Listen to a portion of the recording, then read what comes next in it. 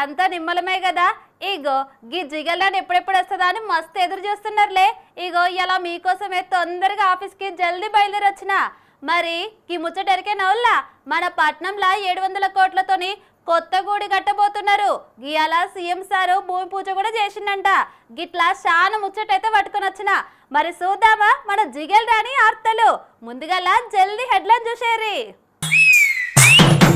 మూసీ నది పక్కకు శివయ్య గుడి, మద్దతు తెలపాలంట అందరు కూడి.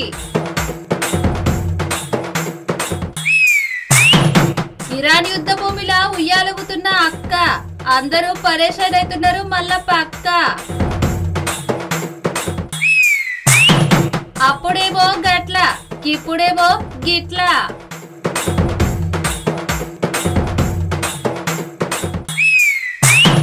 చూడాలి కల్తీ ఉస్మానియా బిస్కెట్లు, ఇక తిన్నోళ్లకు తప్పై ఇక్కట్లు.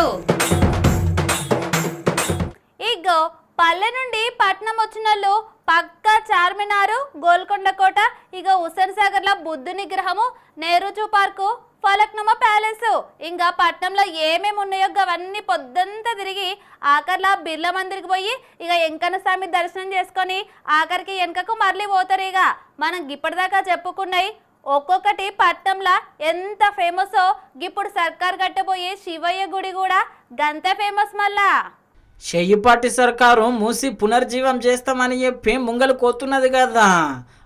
మూసి పునర్జీవం చేసుకుంటేనే అట్లనే పట్నంలో అభివృద్ధిని ముంగలికి తీసుకుపోవాలని చెప్పి ఓంకారేశ్వర స్వామి గుడిని పెద్దగా కట్టేందుకు గీయాల సీఎం రేవంత్ సారు శంకుస్థాపన చేసిండు.